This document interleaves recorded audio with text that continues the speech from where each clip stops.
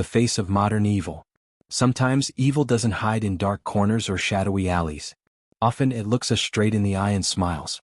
In a Florida courtroom, a heavy silence fell over the room as a young man was led to his seat. His face was covered in chilling tattoos that mimicked the popular movie character Deadpool, and on his lips was a cold, empty smirk. His name is Wade Wilson. The world quickly labeled him the Deadpool Killer. But this wasn't some cinematic tribute or a dark cosplay. This was a real-life horror story, more brutal and senseless than any movie script. Today, Case 404 takes you into the mind of a predator who feels no guilt, no pain, and no remorse. Why did he do it? How did a handsome young man turn into a monster overnight? And why are thousands of women still writing love letters to this cold-blooded killer?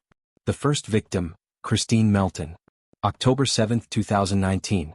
The city of Cape Coral, Florida, was sleeping peacefully. No one knew that this night would be the last for two innocent women. The first victim was 35-year-old Kristine Melton. Kristine was known as a joyful, social woman who loved spending time with her friends. That night, she met Wade Wilson at a local bar. Wade appeared polite, handsome, and confident. Kristine had no reason to fear him. They went back to her home, but her hospitality was met with unthinkable violence. While Kristine was asleep in her own bed, Wade Wilson strangled her to death. There was no motive, no argument, no provocation. He killed her simply because he felt like it. The second victim, Diane Ruiz. Wade Wilson was far from finished. After stealing Kristine's car, he took to the streets to find his next target. This is where the true depth of his depravity was revealed. 43-year-old Diane Ruiz was a hard-working mother of two. She was walking to work when Wade pulled up next to her in Kristine's stolen car. He pretended to ask for directions, luring Diane close enough to grab her. Within minutes, he began to strangle her. When she lost consciousness, he pushed her out of the vehicle. But the most horrifying part came next. During the trial, Wade coldly described his actions. I realized she was still breathing, so I drove over her multiple times, until she looked like a drawing on the asphalt. He ran over her body more than 10 times. These words sent a shiver down the spines of even the most experienced detectives in the room. The father's call and the arrest. After committing these atrocities, Wade called his biological father. Instead of crying or asking for help, he bragged about the murders with a sense of pride, as if he had accomplished something heroic. His father, horrified by his son's transformation into a predator, immediately contacted the police.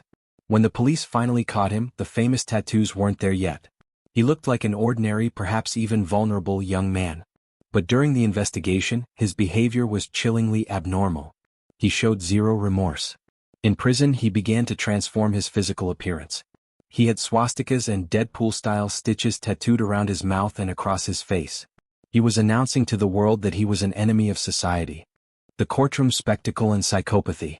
The 2024 trial became a global media circus. Wade Wilson walked into the courtroom looking like he was attending a movie premiere. While the families of the victims wept and shared their pain, Wade sat there smiling at the cameras. Experts evaluated him and gave a definitive diagnosis. He was a high-level psychopath.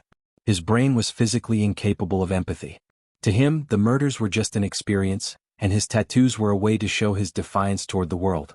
The bizarre phenomenon, lovers of a killer. Perhaps the most disturbing part of this story is that despite his cruelty, Wade Wilson gained a massive following. Fan clubs emerged on social media, filled with thousands of love letters and petitions to lighten his sentence. Psychologists call this Hybristophilia, a sexual and emotional attraction to people who commit extraordinary crimes.